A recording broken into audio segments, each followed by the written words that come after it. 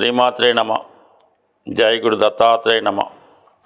ఈ వీడియోలో మనం సింహరాశి వారికి యోగించే దశలు ఏమిటి అంటే, ఏ గ్రహ దశలో సింహరాశి వారికి లేదా లగ్నం వారికి ఆ దశ యోగిస్తుంది అంటే మంచి ఫలితాన్ని ఇస్తుంది, అభివృద్ధిని ఇస్తుంది, సక్సెస్ని ఇస్తుంది అన్న విషయాన్ని ఈ వీడియోలో మనం పరిశీలిద్దాం.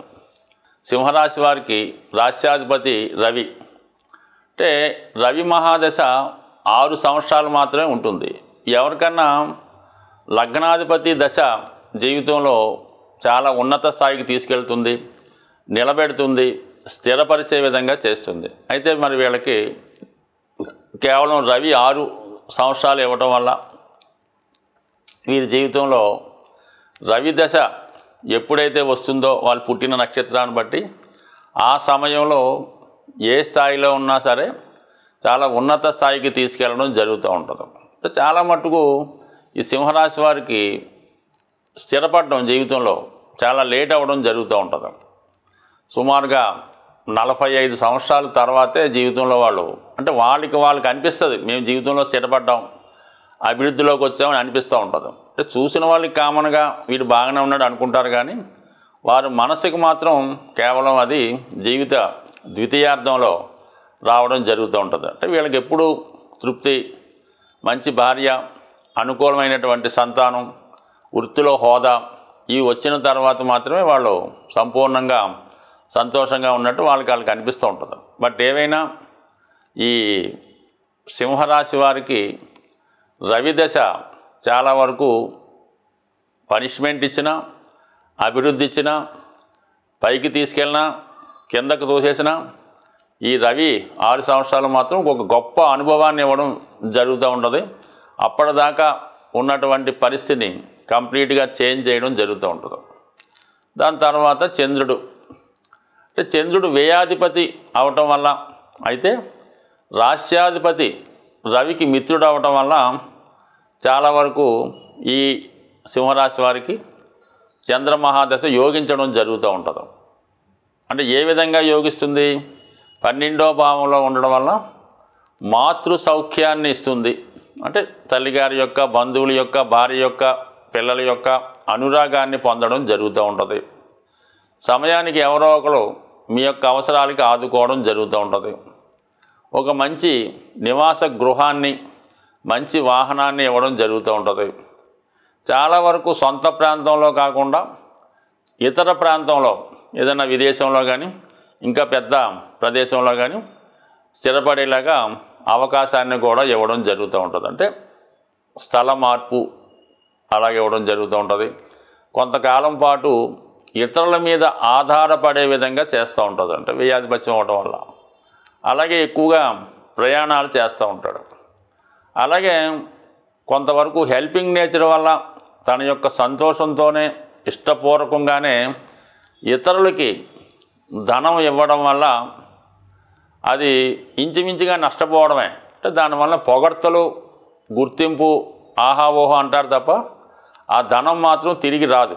అంటే ఒక విధంగా సింహరాశి వారికి అదే ఆనందం అన్నమాట. ఎవరికైనా హెల్ప్ చేస్తేనే వీళ్ళకి సంతోషం ఉంటుంది.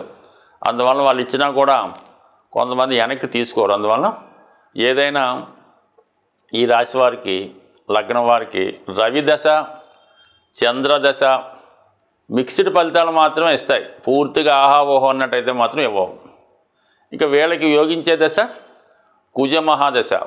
అంటే కుజుడు యోగకారకుడు, చతుర్థ భాగ్యాధిపతి అవటం వల్ల అది కుజ మహాదశలో మీరు వ్యాపారంలో ఉన్నా, రాజకీయంలో ఉన్నా, ప్రభుత్వ సర్వీస్లో ఉన్నా ఖచ్చితంగా మిమ్మల్ని ఉన్నత స్థాయికి తీసుకెళ్ళడం జరుగుతుంది.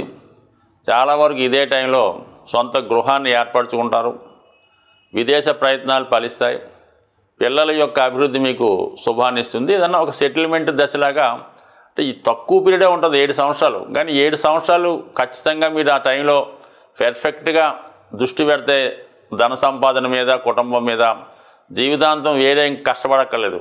ఆ 7 సంవత్సరాల్లోనే ఒక తరానికి సరిపోయే ధనం సంపాదించవచ్చు. కేవలం భూముల ద్వారా అయితేనే, రాజ్యాధికారం వల్ల అయితేనే, లేదా రాజకీయ రంగం వల్ల అయితేనే చాలా వరకు మరి అంటే ఏముంది, ఒకసారి ఈ భూముల ధరలు పెరిగినప్పుడు ఎంత విశేషంగా వెళ్తున్నాయో మీకు తెలుసు కదా.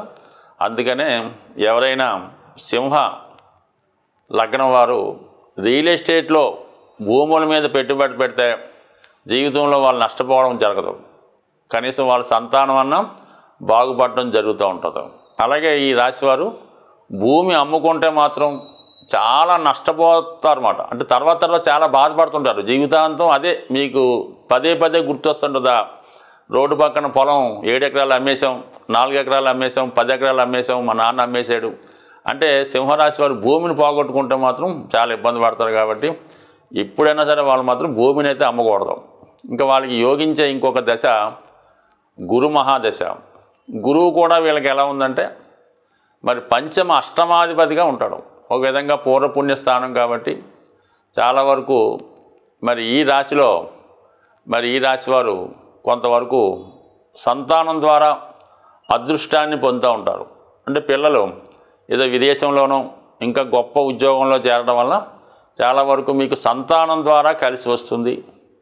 అలాగే పూర్వపుణ్యంలో మీరు చేసిన ఫలితం ద్వారా, అంటే మీ పూర్వపుణ్యం బట్టే మీ యొక్క సంతానం కలుగుతూ ఉంటారు.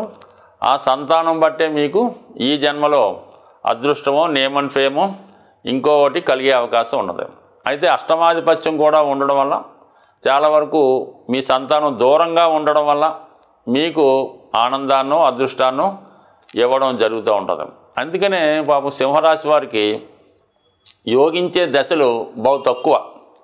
గురువు అయితే 16 సంవత్సరాల్లో అష్టమాధిపత్యం ఉండడం వల్ల సగం పీరియడ్ మంచిని, సగం పీరియడ్ ఇబ్బంది ఇస్తుంటాడు.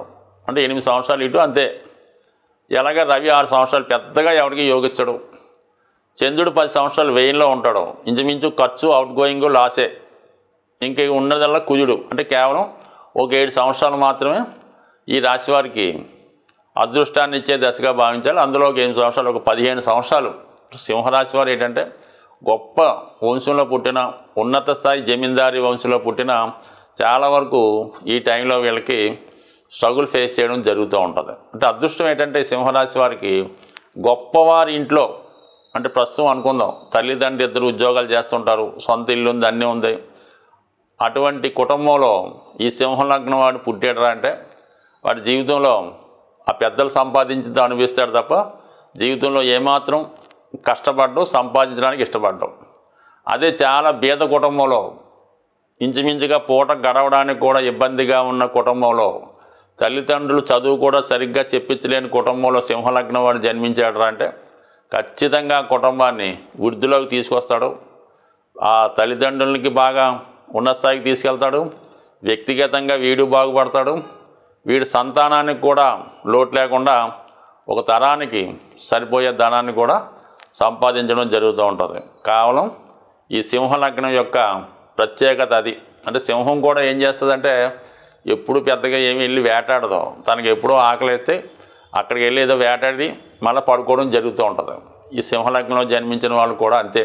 వాళ్ళకి సరిపోయినంత వరకే వాళ్ళు సంపాదించుకుంటారు.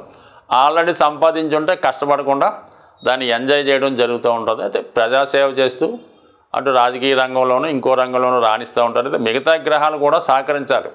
కేవలం సింహలగ్నంలో పుట్టిన ప్రతివాడు రాజకీయ నాయకుడు కాలేడు.